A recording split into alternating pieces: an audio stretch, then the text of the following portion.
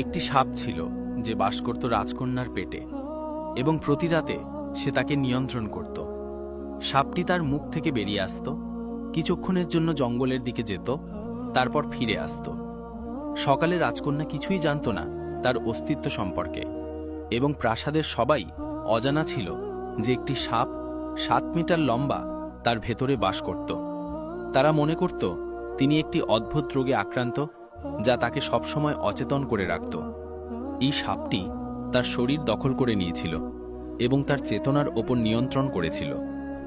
এমনকি সবচেয়ে দক্ষ চিকিৎসক এবং জ্ঞানী ব্যক্তিরাও বাস্তব কারণ খুঁজে পেতে ব্যর্থ হয়েছিল। রবিউ নামে একজন প্রাসাদে এলো। তিনি দেখলেন একটি বড় জমায়েত, চিকিৎসক এবং জ্ঞানীদের, রাজকন্যার বিছানার চারপাশে। তারা বৃথা চেষ্টা করছিল সমাধান খুঁজতে, কিন্তু কোনো ফল হয়নি। রবিউ হলের এক কোণে দাঁড়িয়ে নীরবে পর্যবেক্ষণ করল। সন্ধে হতেই সবাই একে একে হল ত্যাগ করতে শুরু করল।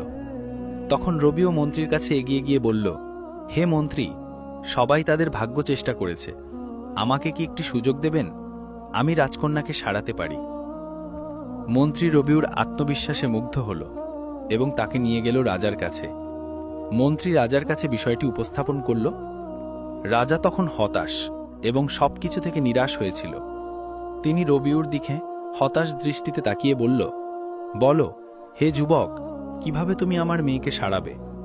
রবিউ পূর্ণ আত্মবিশ্বাসে বলল, মহারাজ,